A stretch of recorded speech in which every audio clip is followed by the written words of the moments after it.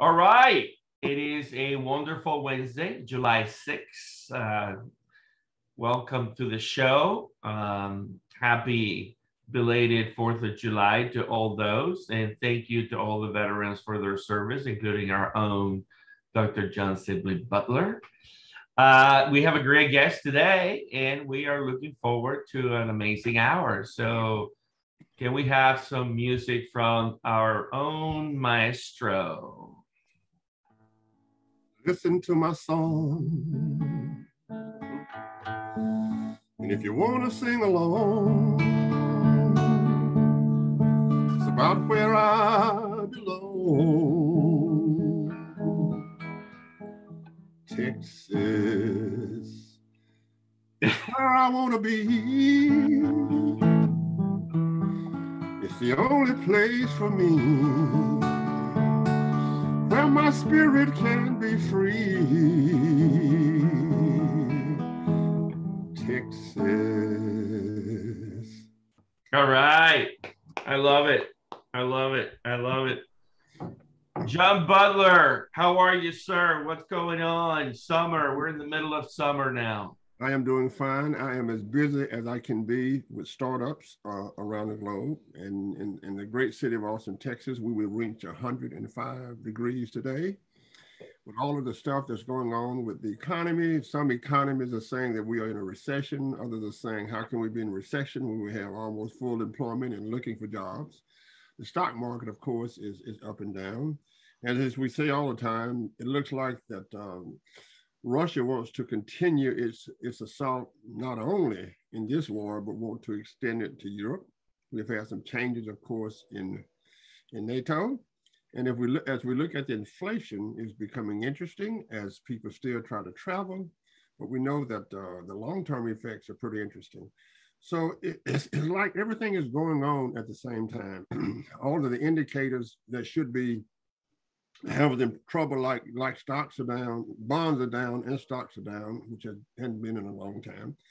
It's an interesting time for commentators and for us to do research on the economy and how things are going. So it's just a weird time. And then we've got the strain of the coming back of the pandemic. And then, of course, we have the horrific over 300 mass shootings in the great country of America. So it is really, really interesting times. Absolutely, absolutely. Llewellyn King, how are you, sir? Where are you today? I'm very well. I'm in Rhode Island, a place called West Warwick, or if we were in England, we'd say West Warwick, but over here we say West Warwick. And it is a very enjoyable, pleasant 82 degrees, Johnny.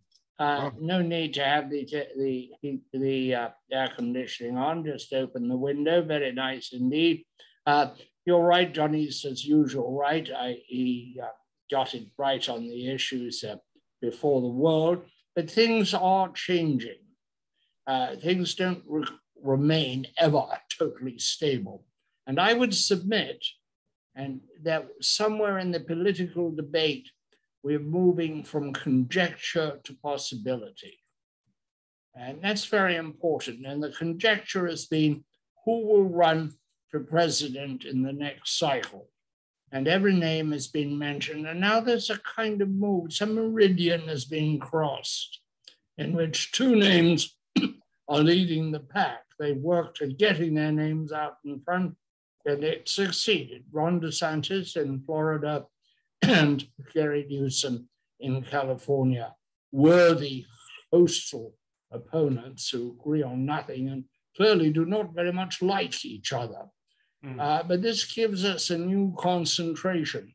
This doesn't mean that Donald Trump will not upset this apple cart or that Harris will not, Kamala Harris will not accept it for the Democrats, but there is a sort of time when things change, when a picture comes into focus that has been out of focus.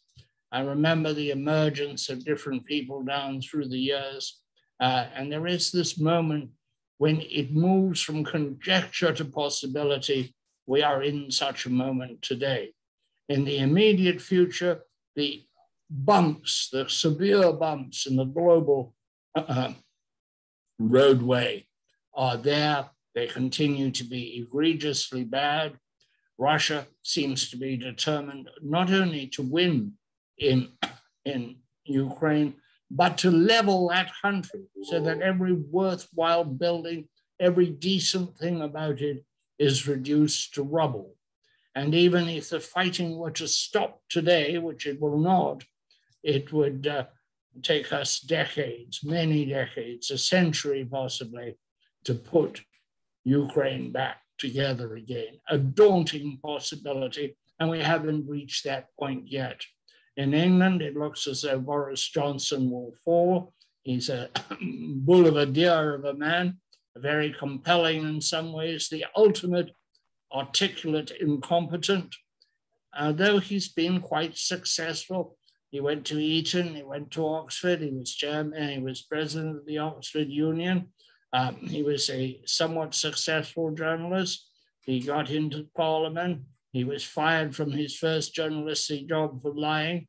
He was thrown out of the shadow cabinet, actually by a friend of mine, for lying. And yet he became prime minister, and his lying seems to have caught up with him. But he is a great entertainer, a great charmer, and he has a very fast mind, but he seems to be incoherent when it comes to managing anything. Yeah. New days and new players, Andre. That's what I would say. Well, we'll come back to some of those topics later. We have a great guest today, Brad Williams. How are you, sir? Where are you? Hey, Andres, and thanks again for having me. I'm doing well. I am in the Pacific Northwest, Vancouver, Washington, just north of Portland, Oregon metro area, and it's Beautiful a little bit rainy place. today.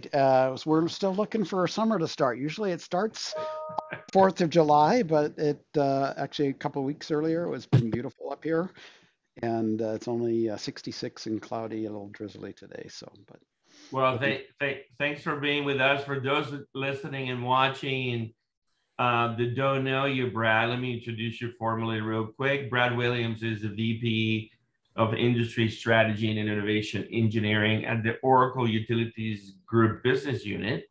And he's going to be with us for an hour. And you probably know Oracle as the behemoth database company that has transformed itself into a platform company with our Oracle Cloud. And obviously they own Java and many other things that are instrumental to how enterprises across the globe run. So looking forward to get from Brad a lot of insights. Prior to Oracle, Brad was a research director at Gartner, director of business technology and asset management at Pacific Corp, and transmission and distribution supervising engineer at Southern California Edison. And before that, started at Southern California Edison as just an engineer right out of college. Brad holds a BS in electrical and electronics engineering from California Polytechnic State University at San Luis Obispo, beautiful campus, serves up, and an MBA from California State Polytechnic University at Pomona. I don't know how you graduated from any of those schools. Welcome to the show. Yeah, thank you. Glad to be here. And yeah, a lot of stuff happening in our industry, and real excited about where this is going. In fact, yeah, been in this industry on the utility side of things. My whole career actually got into it because I went to Cal Poly to be a microprocessor designer. And the professor in my Circuits 101 class asked if anybody's looking for a summer job, and I raised my hand and ended up at Southern California Edison and changed my major to power systems, and then it's been really exciting. It's like never before in my career has there been such an exciting time in our industry, and real opportunity to make huge impact on our future, frankly. So it's really absolutely fun. Absolutely. And Brad, you know, we've known each other for a long time, since my days at Austin Energy, and we have had a great friendship over the years. Help the audience understand from the Oracle point of view, your catbird seat, flying all over the world and having businesses all over the world. Where are we because of COVID, post-COVID? Where's the power business at? There's all kinds of buzzword transformations. We'll get into some of the details, but give us a high-level view of where is this journey? You and I have had many beers discussing the smart grid, and where are we at? Well, like I said, it's just a incredibly exciting time, and being able to support this vision of a sustainable energy future, decarbonization, increasing the renewable portfolio standards to 100%. It's like, how do we get there? Mm-hmm. And I think the utilities that we've worked with are not only coming to realize that is the future, but they're embracing it. And so it's, like I said, it's just an exciting time. Mm-hmm. And most people, think of Oracle as, the database company. It's like, Mm-hmm. yeah, exactly. And that's what's needed here to create these digital twin models of EVs and smart thermostats and smart buildings and of the networks, and more importantly, the connected networks. Mm-hmm. So we can provide rich forecasting analytics and be able to provide it in, cost effective. Because that's the other issue that we're dealing with is all of these policies are saying we have to connect all these customer-owned distributed energy resources, electrification of transportation, EVs, Mm-hmm. and all of that. It's like, well, that's unfair for those who can't afford to purchase those things. Right. And so that's all the more reason why you need smart systems that can actually manage these things with the infrastructure that you have, or to the fullest of the infrastructure you have. Yeah. And that's the exciting part, Andreas. So give us a sense for maturity. Compare North America to Europe, to Asia, to Australia, New Zealand. Where are the horses riding? Is there equilibrium? Everybody's at the same place. Yeah. Where are the hot spots? Good question. I think so. Our customers in Australia and New Zealand, but Australia in particular, have some of the highest penetration of rooftop solar of any region, of any country, I would say. And so they've been dealing with this a little bit longer, and they've already are further along in the whole market operations, market applications of this. Mm-hmm. In Europe, I would say they likewise have very good market systems. Not as much penetration of solar, but huge commitment to renewable energy and engaging customers through retailers, and to some extent that is causing issues of adoption, because then the distribution operators don't have visibility of what they're connecting and serving to, which causes some miscoordination and certainly cost issues. And it's like if you don't know what you're connecting to, all you can do is add more infrastructure to make sure you maintain safety and reliability. Right. So whereas if you can actually model what you're connecting to, you can actually optimize that, and that's actually where US is getting further along, is providing some more flexibility, flexible loads. And it's particularly like EV charging. We see utilities being, and we're at the very early stages of this for sure, but understanding that, we can't just connect these things and double and triple peak demand. It needs to be smart charging systems, smart heating and cooling, and those types of things. And so the two big issues, of course, is EV Type 2 chargers, and then conversion of gas heating to heat pumps. Mm-hmm. And that's going to more than triple demand on a single premise. And so that absolutely has to be managed. Otherwise, will either cause huge cost increases, particularly not fair for those who don't participate, or disruption and reliability. So all the more reason why. And I think utilities are just beginning to understand the impacts of this. and why companies like Oracle, who know how to manage lots of data and scalable performance and all that kind of stuff, security starts to make sense in these types of conversations. Yeah. Go ahead, guys. Yeah, I think because as a professor, I love Oracle, all of your cloud infrastructure. Yep. I'm a big data guy, but let me ask you this: when you look at all of your products, and you've talked about it for terms of EVs, from your financial management, from your talent management, from your maintenance, from your manufacturing, all of those things, do you see one that bubble up during the pandemic? Is there much more demand, for example, for talent management now than it is for procurement? And I know that you guys have something on supply chain management, because I've used it in my clients. So how do you look at your products now? We've talked about EVs, but the pandemic and going forward relates to talent, where would talent come from? It relates to financial management we're doing. If we look at procurement, which relates to the supply chain, have you seen any uptick in the talent one versus the procurement one when you look at your data? Well, I would say, yeah. First of all, I need to premise my response that I am specifically in what used to be called the utilities business unit. We've rebranded to energy and water because it's more than just utilities now. But of course, my colleagues go deeper into these broader Oracle areas that I also am connected with. But where we see some of the biggest growth is actually the cloud solutions around asset and even network model management and the analytics that go around that. It's like that's becoming key opportunities where utilities actually need to have more expertise, and they can use our services to actually be like extensions of what they have in order to make sure we've got solid and secure, accurate models, these digital twin models of these devices, and be able to manage that across its entire life cycle. A customer goes and buys an EV, they don't have to tell the utilities that they just put in a Type 2 charger.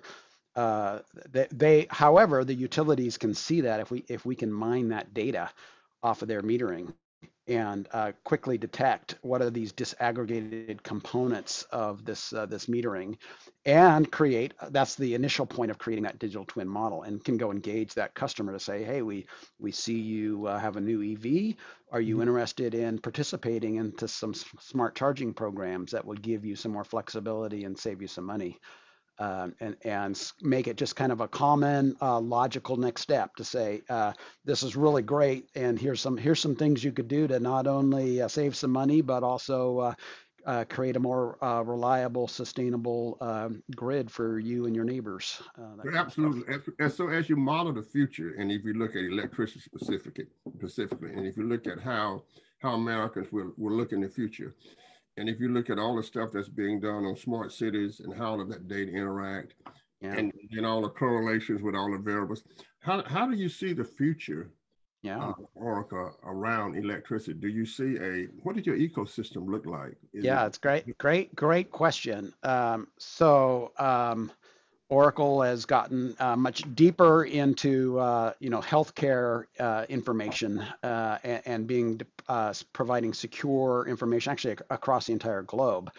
And we actually see a corollary there on the energy and water side of being able to support information about like EVs and being able to share securely for those who need it data for being able to optimize the grid, or getting into market operation applications for aggregators.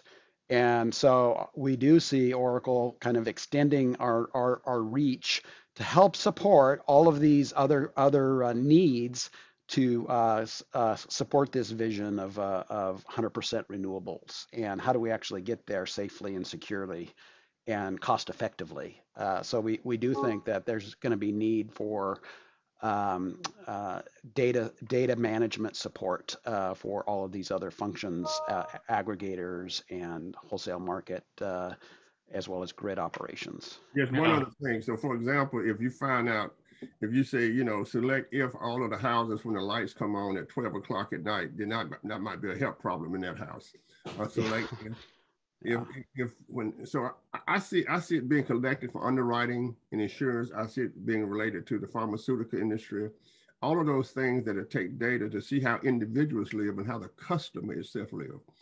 So I can see you modeling those things. Thank you very much. Well, certainly protecting that, you know, in the same way that the health data has got to be very, very well protected, because there is, you know, a sense of, you know, big brother's watching. And it's like that's not the intent. The intent is to make this more reliable and sustainable for everyone. So, right. Yeah. Well, as long as you don't have Llewellyn's name, I'm fine. As long as you have the data. Yeah. I had to go off because Johnny was asking a question, and it's my habit to go off when Johnny's asking a question. Yeah. It saves me the need to tamp him down, which gets tedious for the audience, necessary but tedious. So I missed something, actually. I was having a computer problem, and so I apologize. Brad, I talk to a lot of utilities all the time, and I see two different worlds. Yeah. One of which is this world of analytics, of DER, etc. The other one is people who actually have to put electrons on the wire. And there seems to be a disconnect of expectation. The people who put electrons on the wire in the old-fashioned way and who are crying out for better transmission quickly, for example, west-east major transmission lines, presumably DC lines, don't see how we're going to get from here to 2050 with a doubling of demand. And there is no mechanism for bringing in all these DERs in an orderly way. For example, people will say to you, well, look at the school buses. The school buses are an enormous resource because much of the time in the night you can charge them up, they're not running. They're bad at the morning rush, but my God, they're wonderful during the day. And the evening rush, they can make a big difference. But there is no mechanism, there's no national plan to hook them up. It's going to take a lot of build out to have charging where they are parked in their garages, 100 here, 250 there. There are about 85,000 of them, or 485,000 rather. And that's a tremendous build out. There's also all this wonderful talk about when the F-150 arrives, Nirvana. I mean, Andres thinks he's going to be moving around on a cloud, that a degree of happiness will reach him that he hasn't found out since he got out of puberty. It won't happen. There's no mechanism. The utilities have had the greatest difficulty in incorporating rooftop solar. They've either overpaid for it at avoided market cost, which didn't work, and they had the net metering crisis, or they're not paying people, and every utility is different. Expectations are huge. As to putting heat pumps in to retire natural gas, this is another enormous build out that's going to require expertise, resources of every kind, including raw materials and money.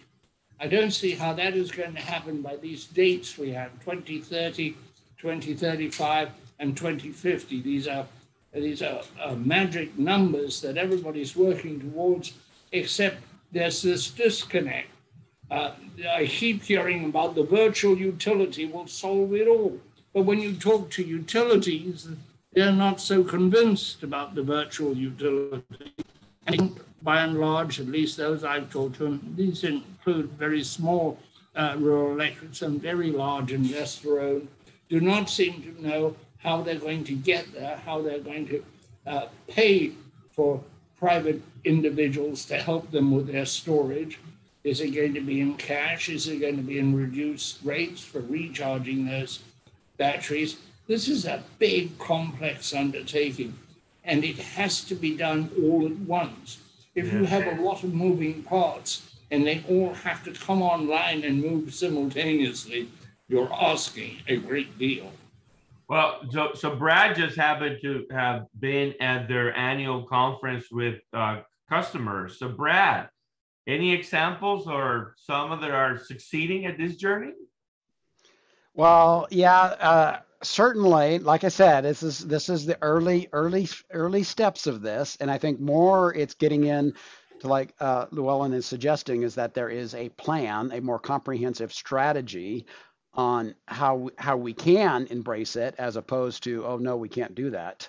And I can tell you from my transmission interconnection days, it's like we plan for the worst and basically said we can't count on that on those other renewables when we need them. So we actually have to have enough capacity to serve when they're not operating.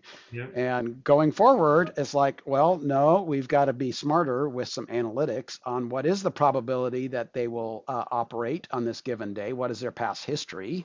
Mm-hmm. And when we are connecting new devices, I think customers are realizing the need for managing these new connections like EVs and school buses in particular. It's like, so we think of these as new mobile energy storage devices. And yes, there are maybe 4 hours a day that they are needed to do their job. And then where there needs to be a state of charge to begin that day or to begin that period. But the rest, it has a tremendous amount of flexibility. And I think that's where the real opportunity is.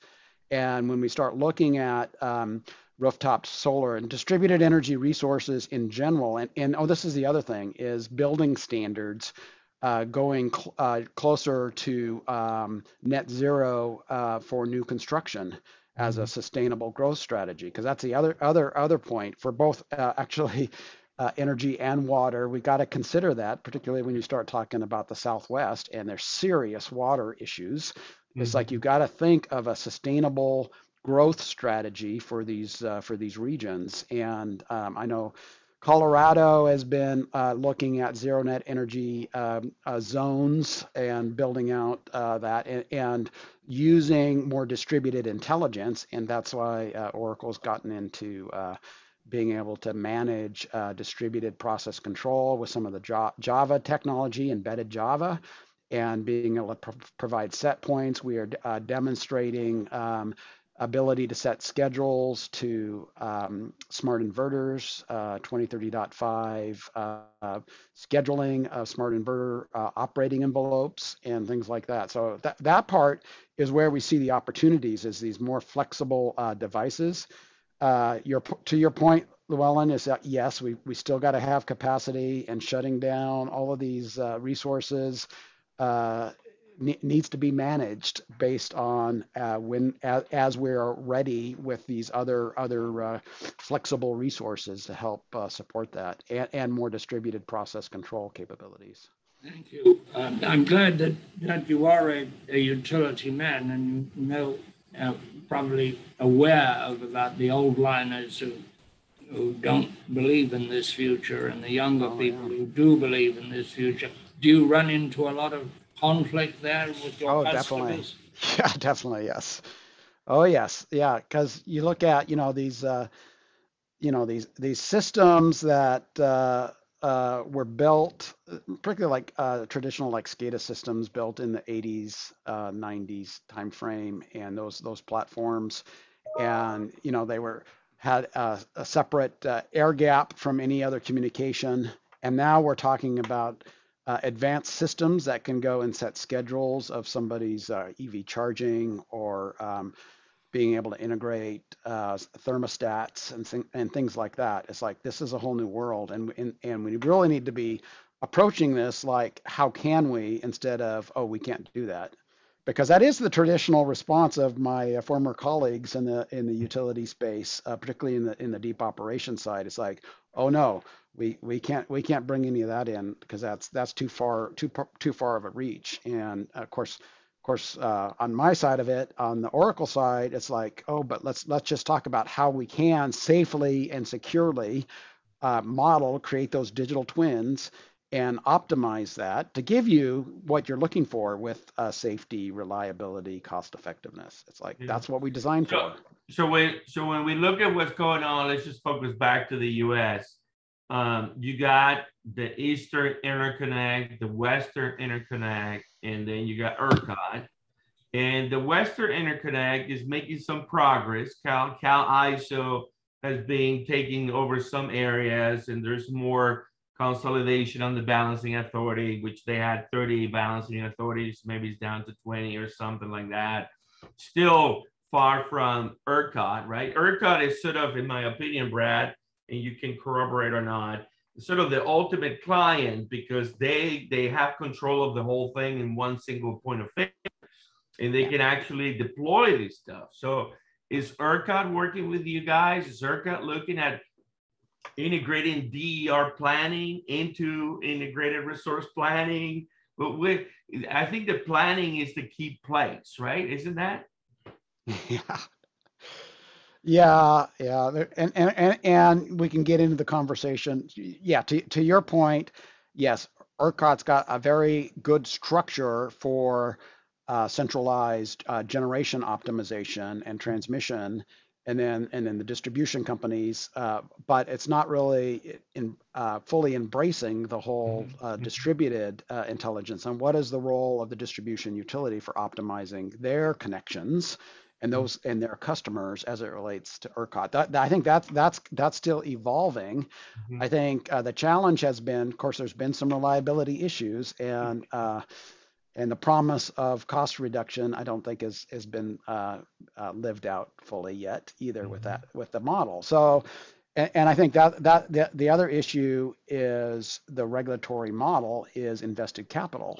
And if we start becoming more dependent on customer-owned resources to participate in these the whole markets and grid security, it's like, oh, what is the role of distribution utilities then if they get incented for building new wires and building new substations and building new capacity? So how do you incent the right behavior to leverage customer assets as a grid side resource as well as a supply side resource? Because I think we're still a ways from trying to figuring that out, frankly. Yeah, Brad, you're exactly right. So what they've done in the past, it was about, okay, we now have these ratepayers, and we're going to give them electricity. Yeah, their loads and their ratepayers. That's what I remember them as. Right now, you're in the realm of what I'm a big data guy, and my good buddy from MIT wrote a book called Social Physics. Because I don't care how much data you have, you still need a theory, what's going to be the dependent variable and what's going to be the independent variables as you test things. And I think in terms of looking at the interaction of technology and human behavior, then that takes you to social psychology, it takes you to psychology, it takes you to sociology. And I think my question is, those things are very, very difficult to model. But right now, if you look at Penland's book on social physics, then he can model human behavior almost as well as the physicists could model the movement of the planets. So my question is, how is Oracle moving to think about the human component of the interaction between the technology and what people actually want? Because at the end of the day, it's just like I use a lot of Oracle stuff because I really, really need it. But when we talk about whole population, it's like marketing now is all physics now. It's all equations. It's not about let's do a little thing here. It's all about equations. So how you integrating the human side into the modeling, into the mathematical modeling of Oracle? Excellent question. And yes, I really do appreciate that part of it, because that's absolutely critical. Oracle acquired a company called O-Power several years ago, which really got their start by understanding the behavioral science of what would motivate an end-use customer to want to be more efficient, to want to do conservation as part of their normal day of life. And they got very successful at it. And it wasn't, what was really cool about it is what they realized that giving them a rebate wasn't the hot ticket. It was getting into how are you doing compared to your neighbors? And it is more like a competitive, and it's like, in Europe that model doesn't work as well, but in the US it works very well. It's like, especially gaming theory, it's like, I want to be number one. What do I need to do to be number one and being the most efficient in my neighborhood? And so now we take that forward is to say, okay, here is an opportunity. We see you have a new Type 2 charger for your Tesla. It's like, here's a program. and you can actually make your neighborhood more stable and more reliable if you would participate in these smart charging programs. So you would start charge when there's much more available capacity, as opposed because I actually own a Tesla and I plug in as soon as I get home, but I don't need to start charging as soon as I get home. I have total flexibility of when I charge. I work at home. It's like, yes, in the morning I may need to go run an errand or do go. My wife may need to go do something. It's like, yes, and there is a standard of performance that I need this level of state of charge. But other than that, you, Mr. Utility, you have full flexibility of when you want to charge. So you optimize that with when is the most available capacity for my neighborhood, and you can stagger me with other people.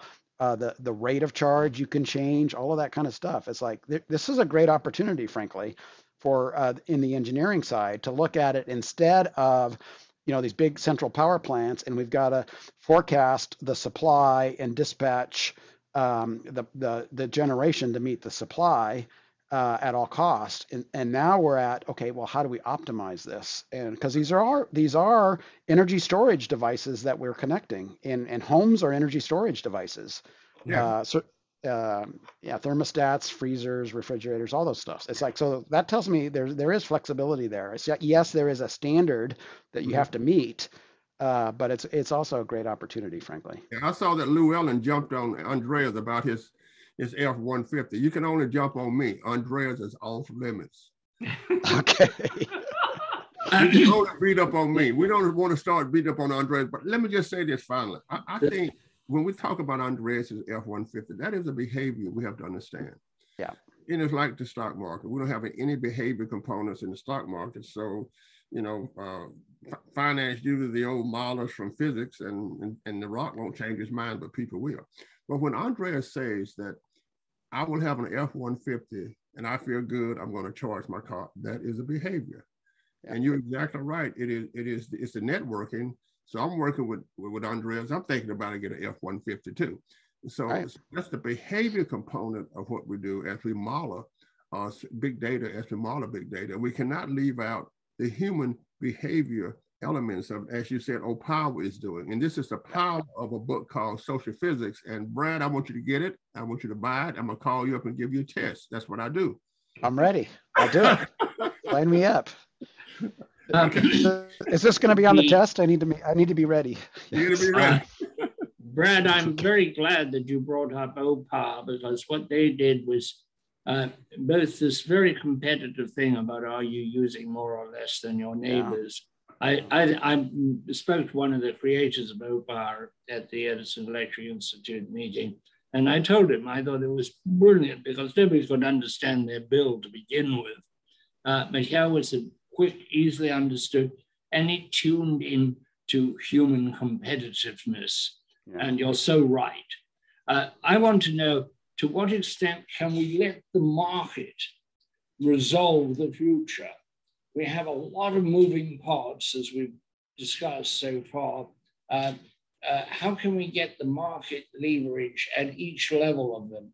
Normally, I think it's worked this way. If you take the Wright brothers discovered multi-dimensional flight, other people came up with aluminum, strong aluminum with radio, radar, engines, etc. The Wright brothers didn't, but aviation took off because it mobilized a lot of collateral suppliers, and they did their thing, and the aircraft companies did their thing, and the world changed. In this revolution, this total change of the electric industry, you've got to let the market, it seems to me, you've got to let the market in to manage that change. You can't manage it by fiat, but utilities are rather used to fiat management. That's how they operate. They go to the regulator, they get permission, then they say this is how it should be done. But that does not actually let the market in, and the great ability of the market to provide for need, to see need, to find vacuums, to strengthen weak spots.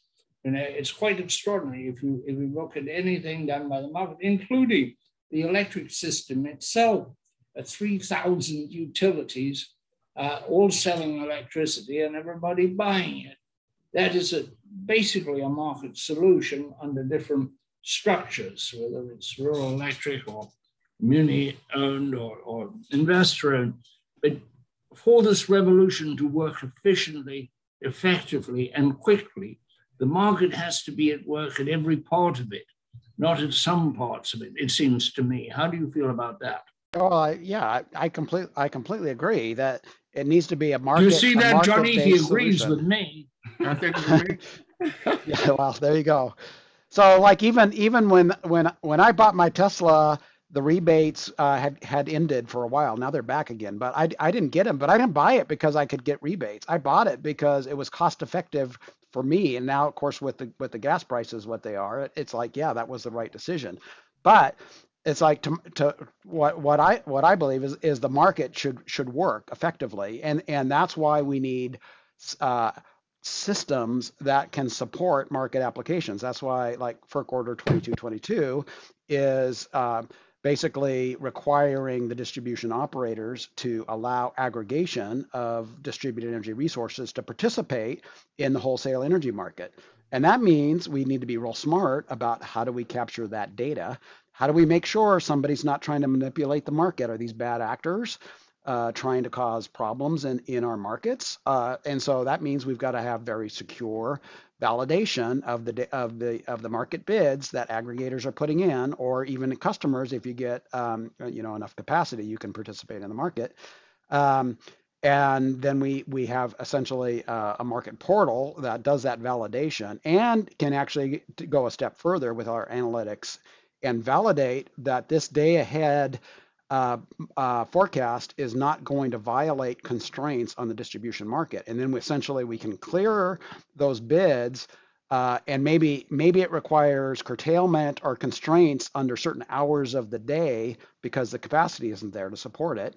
Mm-hmm. Or we can even go further and say, yeah, you can't generate your wind, but we have we have school buses that need to be charged at these hours. So if you can just make that available for these other areas that might need it, that has flexible charging, it's like we can optimize that within the grid. So that's why I think companies like Oracle need to start getting into this the data management of markets and settlements and all of that. And yeah, just like I said, in the same way, the healthcare is becoming critical that providers have access to somebody's health records so they can give you the best care. Do you think that engineering construction companies should now in the very near future be going to the school bus operators and saying, we will build you a charging system because you have a huge asset in your yellow buses,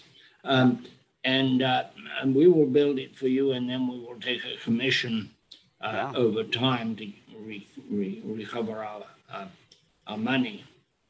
Yeah, we have, of course, Oracle owns Primavera, which is the construction management software, project management software, and we actually see that as that birthplace of that data is getting into the initial design part and construction, and then we can actually energize it and everything else every step of the way, and making sure we have solid data for, again, reliability, cost effectiveness, that kind of stuff. So yeah, it's really exciting to see how these different areas are coming together. The other is like property developers. It's like, okay, you're going to build a new subdivision, and you want to make this a more sustainable community. And then so you build rooftop solar up front, and it's more cost effective if you actually design it and build it. And with the Type 2 chargers as part of the design, you may have community storage that's shared in the community. And now you can go off grid if you got California wildfires and you need to isolate that because of the fire risk. It's like, great, they continue to operate, and it's kind of a shared microgrid community for parts of the day. Yeah. So that's the idea. Speaking of that and data, real quick, Brad, we have a question that I want to get to. So the green button and the orange button, you're familiar with those. They have been around for a long time. It turns to green button to aggregate consumer data. the orange button was created for solar data and all the financing that could come behind that. Both running on a standard called extended, I forget now the acronym, XBRL, whatever language, business. XBRL is it? That's a financial thing. XBRL. Yeah. So Oracle has always been a big supporter of all that. Where do you see that we are? So, for example, where are we on using this, kind of language as a standard to collect the data, and where are we on the journey of the green button, the orange button, and eventually, why not to have a place where all the meter data is collected and it could be harnessed for understanding behavior? Why aren't we making progress on that? Great question, Andres. So we embrace standards, and yes, they are emerging in many respects, but some of them are a little more mature than others. And being able to provide data lakes, data warehouses to support analytics and even third-party analytics. If somebody else wants to provide analytic services and those types of things off the meter data, and we participate in like some outage, regional outage data. So there could be like outage maps that has multiple utilities that contribute. So any region and any jurisdiction, you can divide and see what's going on in that area. And we expect these same capabilities to be needed for managing the distributed energy resource and renewable energy, as being able to have common standards-based integration and even standard models. In fact, we just went through a SIM interop test to be able to share data models with other applications.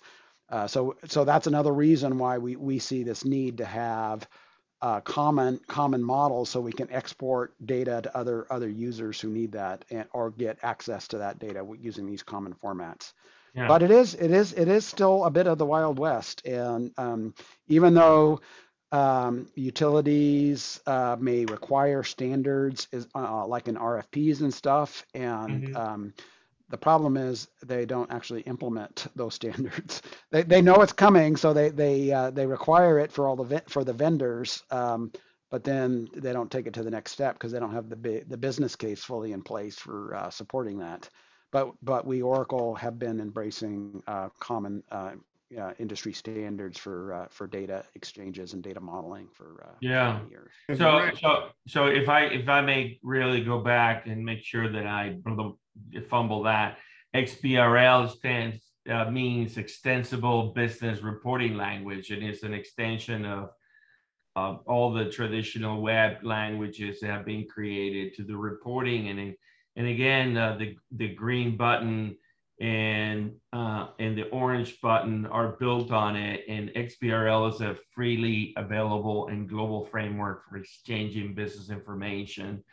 And it's interesting to me that it has not caught on. The fact that meter data is still, we have one of our listeners is one of our biggest champions of this topic, Bob King. But let me switch gears real quick, Brad, because I want to get 10,000 questions and 10,000 answers in 3 minutes. So if I say to you, Texas has 22 million electric vehicles, we're going to put registered vehicles, we're going to put 100 kilowatt hours on each, that's 2,200 gigawatt hours. We know they're all not going to change at the same time because it's going to be flexible charging. But ERCOT only produces 80 gigawatts. So the question is, there's a gap between the 80 gigawatts of today and the 2,200 gigawatts, or whatever number it is in optimized charging. Maybe it's only 1,400 gigawatts. But do you see that as a simple task or a very difficult task of managing all that? Just quick answer. Quick answer. It's complex. It's a complex task. It's probably not going to make it. We're not going to make it managing all the EVs in the United States, 280 million registered vehicles, all Teslas. running the grid. It's not going to happen in 10 years, right? I'm very Correct. unlikely. Yes. Yeah. And it gets into some of the behavioral stuff that we were bringing up too. It's like, That's right. just because you buy one doesn't mean you're going to do all of that. Right. But it does mean, if I could interject, if you buy one, you are going to charge it. Well, definitely that. Yes, certainly that. Yes. Yeah. So real quick, another quick. Again, if I get delivery on my F-150 Lightning, which can run my house, what I'm going to do, Brad, is I'm going to charge the car at the university for free, and I'm going to run my house from the car every day, so that I'll never pay electricity at home. What is that gonna do? Let's say a third of the people figure that out. They own an F-150. That's 300,000 people every year times 10 years. What is that gonna do to the business model for the utility? Yeah. Does the university support those chargers? Yeah, absolutely. Universities support anything. They can support anything. So yeah, that's going to be the challenge. Is now you gotta support the grid, the management of the university grid to support the charging, and of course I'm sure they have rooftop solar and other things that are feeding into that. So yes, but that would become a little bit of a nightmare of managing that whole grid, right? Because all of a sudden your load disappears and it goes somewhere else, and you're like, whoa, wait a minute, what's going on? All my infrastructure that I put down, right? So but we would follow you, Andreas, because we would see, because you plug it in, you register it, it's registering your vehicle at that charger, that's a point of data, and now we can see, oh, that same charger is feeding into their home. So instead of being invisible, maybe there will be a way for me to get charged for having all the infrastructure to my house, even though I'm not using it. I should be paying for something because I have connected to the grid. Likely, yes, because you're causing an unfair advantage to your neighbors. That's right. Or disadvantage to your neighbors. But these are the kind of things that are going to emerge dramatically, right? I mean, absolutely, yeah. Let me say this. What Brad is talking about, if you remember Nate Silver's book, The Signal and the Noise, right? And he was talking about why so many predictions fail and some don't. And what we're doing now, we have so much data now, we can catch people like you, a potential criminal. We can say select if this F-150 is just charging only in this place, right? And then letting it out at another place. But what's the beauty of this is that as we move forward in our industrial society, what Oracle has done so well, and if you look at the future, hey, the prediction, we could be able to predict, and a lot of the noise will disappear. And as the noise disappear, people become more efficient. So you ask, why is it that college football teams now have 5 analysts? Yeah, exactly. Yes. Right. And the reason is they're trying to predict the movement. And when enterprises can understand the noise and future of them, then it cuts down, on the risk. They can manage the risk more. And it's just a wonderful thing going forward. And as Lou Allen would hate for me to say, they become more efficient. So let me... I'm only pointing out to you the inefficiency of efficiency, because you remove the creative dynamic. I've tried to point this out to you week after week, but I'm clearly failing. But now that you're going to have more time, I may be able to improve your thinking in this matter by careful instruction. Let me sneak in a few quick questions. So Brad, the electric vehicles, we got it. Beautiful challenge, optimization of the integrated DR planning. So now, real quick, the houses, mandated in California, all the new houses have solar panels. Maybe all the houses should be built-in solar panels, zero energy, zero water. That means that every structure going forward becomes its own power plant. And so the challenge or the easiness of integrating all that, do you see that happening anywhere? Neighborhoods coming to you guys to say, we need to integrate all this, the city of the future. There's all kinds of conversations that Bill Gates and many billionaires are planning cities of the future. So Not at any scale. There's a handful of like demonstration projects that you're probably aware of as well. And where I do see utilities getting more involved is like these uneconomic line extensions. It's like, let's put a battery out in this community. Actually, I was involved in one when I was at Pacificor in Castle Valley, Utah, near Moab. Put a flow cell battery, because it was more cost effective than essentially doing a major rebuild of a line. Right. And what we found, what was really very interesting about that, is the community saw immediately the power quality benefits of having a inverter-based battery that could control the voltage. So every time the irrigation pumps would turn on, is like, oh, the voltage is stable, because we would see that every day. The clocks would have to get reset, all that kind of stuff. Yep. It's like they said, this is the best thing we've seen, and it's like, well, that's kind of cool. It's like we could have done that with other means, but this actually gave us some additional benefits. But customers notice, and so that's my point is, building solar rooftop power walls. This is a big benefit long term for the whole grid. Definitely, it is. Yes, absolutely, and even communities to have these microgrids for communities. And to say you can isolate if there's a fire danger or other major storm danger, and just operate off your community batteries and solar, and charging your F-150 is helping not only yourself but your neighbor, perhaps. That's right.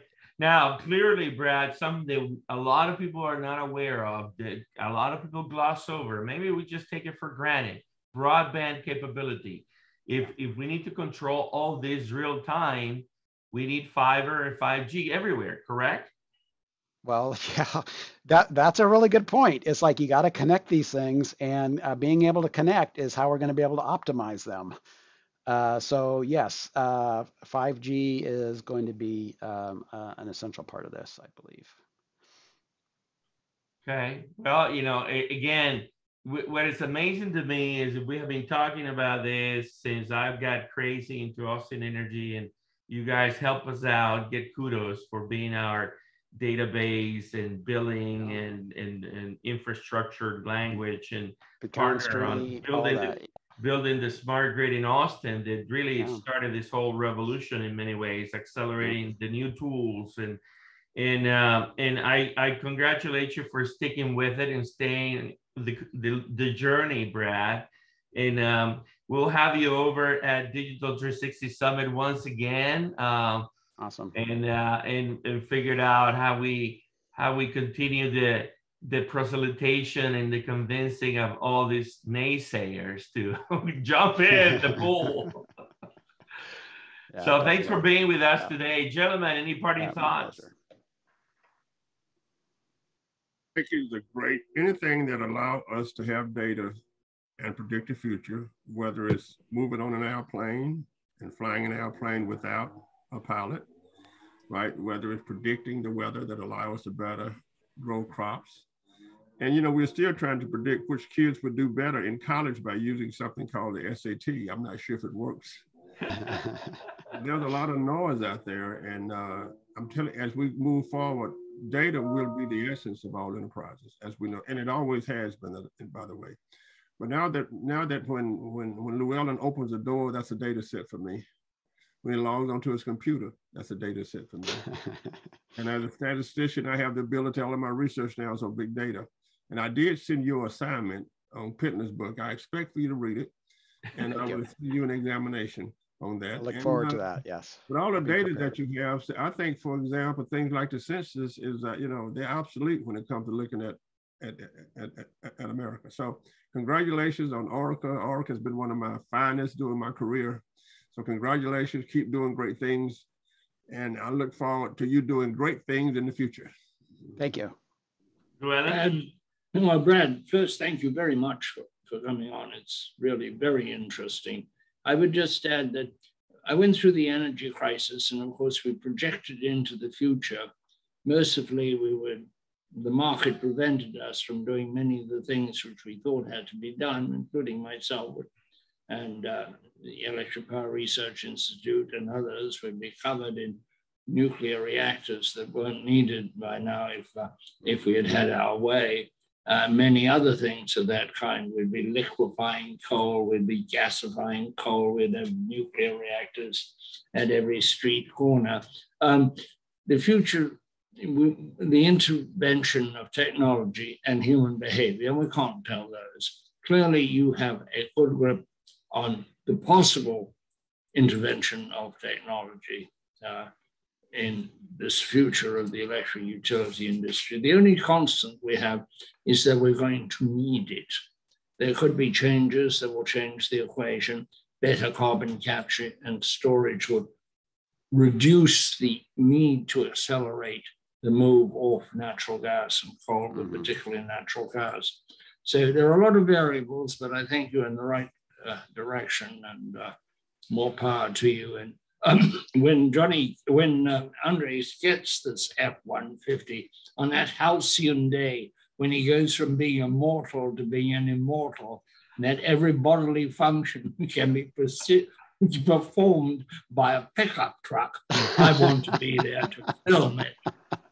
Thank you so much for coming on our show. Take care, everyone. Brad, final thoughts. What's in front of you the next 96 months? What's going on? What keeps you up at night right now? What's the next thing? What's the project?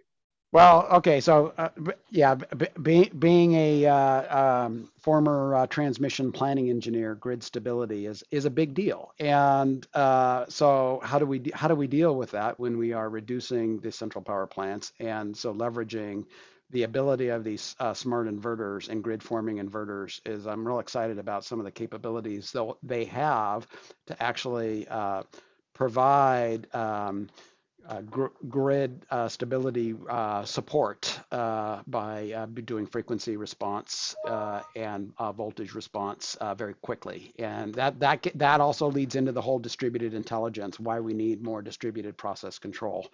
Because you can't wait for a control system to sense it and then send it back out. It's like it's gotta be fast. Absolutely. And that's the way that we're real excited about demonstrating some of these. We just opened up an innovation lab north of Chicago to start to demonstrate some of these capabilities, and certainly look forward to doing some of the stuff with you. Time to bring some of that lab to Cedar at Texas State. Absolutely, yeah. Yeah. Let me real quick make my plug before we go. So you're all invited September 6th through the 9th. Registration is open. We're looking forward to a great event. And, Texas State, we're building all these 9 labs. The 64 megawatt solar lab is moving forward. The smart energy and the smart utilities labs are getting built. The smart network lab is up and running. The smart cities lab is up and running. The smart mobility lab projects are on their way. And I want to thank Texas State for sponsoring the Digital RoundTable. So Brad, we'll circle back with you for Digital 360. Thank you for being with us today. Johnny, take us away. Turn out the lights, party's over. They say that all things must end. Let's call it a night. Party's over, and we'll start the same old thing again. Hey. All right. Thank you. Okay. Thank you, guys. Thank you. Well,